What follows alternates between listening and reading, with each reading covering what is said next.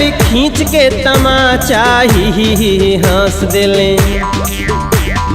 चट देनी मार देली खींच के तमाचा ही हंस देले।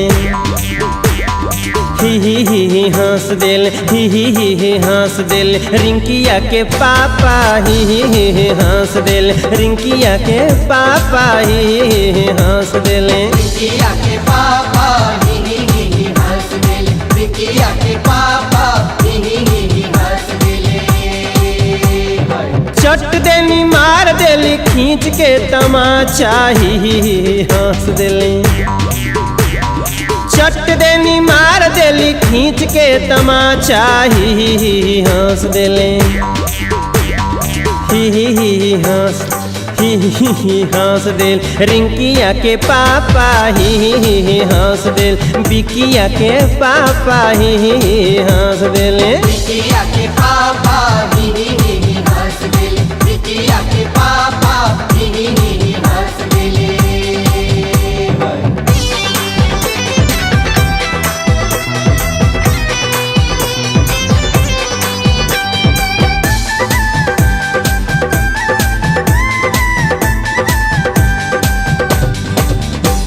सुनीला की मर्द के ना नाम लिहल जाला। सुनीला की मर्द के ना नाम लिहल जाला। इनके बिना नाम लिहले कुछो ना कहाला। इनके बिना नाम लिहले कुछो ना कहाला। सुनीला की मर्द के ना नाम लिहल जाला। इनसे बिना नाम लिहले कुछो ना कहाला। नाम लेके कहेली कि चाय दो जरा सा।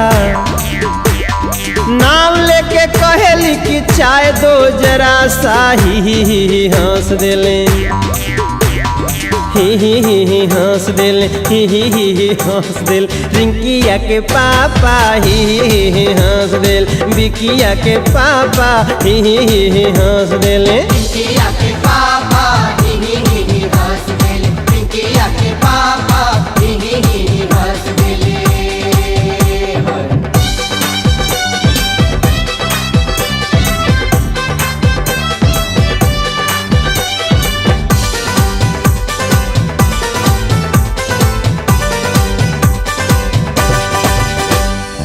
चोख चोख न किए पर रहे उनका गुस्सा।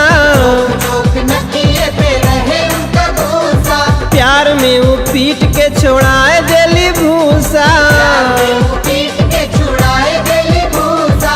एक दिन चोन्हाए के वो पूछ दिहली प्यार में। जुटल रहे घर सारा ओह दिन वो सार में। डार्लिंग अपनी शादी में तुमने क्यों नहीं नाचा। डार्लिंग अपनी शादी में तुमने क्यों नहीं नाचा ही हंस दिल।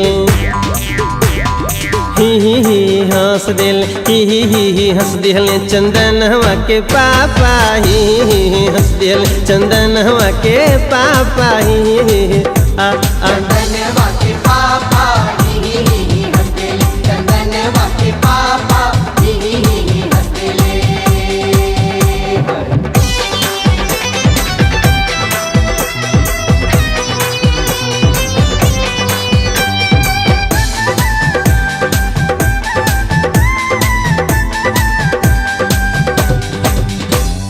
बिहने आदेश सुनावे मन माना।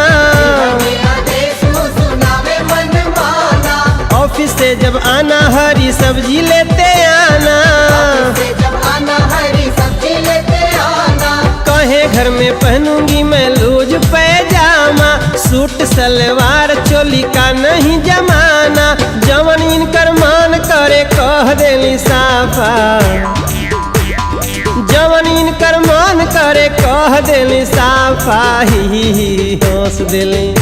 का करी ही हंस देल। ही हंस देल ज्योतिया के पापा ही हंस देल। ज्योतिया के पापा ही हंस देले। चंदनवा के पापा ही हंस देले। चंदनवा के पापा ही हंस देले। चट देनी मार देली खींच के तमाचा ही हंस दिहले। चट देनी मार देली खींच के तमाचा ही हंस देली। ही हंस दिल ही हंस दिल रिंकिया के पापा ही हंस दिल बिकिया के पापा ही हंस दिल बिकिया के पापा